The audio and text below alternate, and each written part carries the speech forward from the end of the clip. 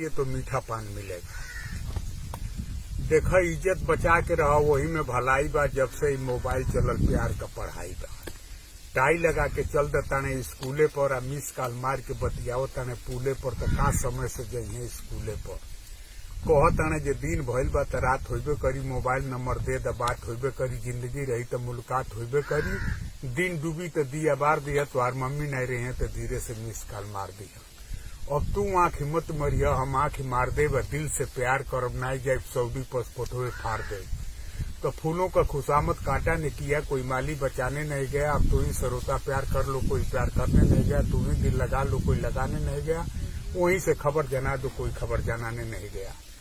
तो हाथे में मोबाइल ले ताड़ी, हाथे में दस्ती जा ताड़ी, परतावल निकल जा ताड़ी बस्ती, तो कहाँ मर्दे का रखा ताड़ी हस्ती। बोलत ता सोना बा निकल गल तो माटी कह ताड़ी, मऊगा माई से अलगे हो जो, नहीं तो बिहाने लगा ले फांसी। देहात तो देहात है, देहतों के शहर कह ताड़ी, माई से अलगे हो जो, नहीं तो बिहाने खा ले जहर। आजकल मेहरारू मर्दे के बना ले खिलौना, मऊगे लगावत ताने चूल्हे में लौना। माई के घुसुक के कुलटा पनिये नहीं खे देत, 1 घंटा दिन रहता तबे मेहरी कह दे ताने बिछौना। जा ताने सऊदी कमा ताने शान से, 4 महीना बाद मेहरारू बतियावत आन से, आ ससुर भसुर बोलत ताने तो देवरे के मरवा दे तड़ी जान से।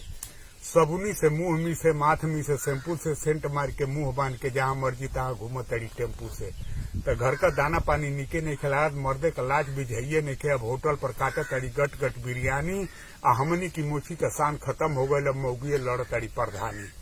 तब मरद लाचार भले, मौगिए काटा ताड़ी सोना चानी, एको पांच गलत नहीं पैबा हरी पाटक की बतिया पर, आ लगो मरद सुतल बा बतिया ले ताड़ी खटिया पर। पूछत ताने केकर हो तो बहाना कर ताड़ी, नंदोई बहनोई भैया कह, लाड़ मर्दे नहीं खे बुझे जे भैया कह कि कन गैया कह।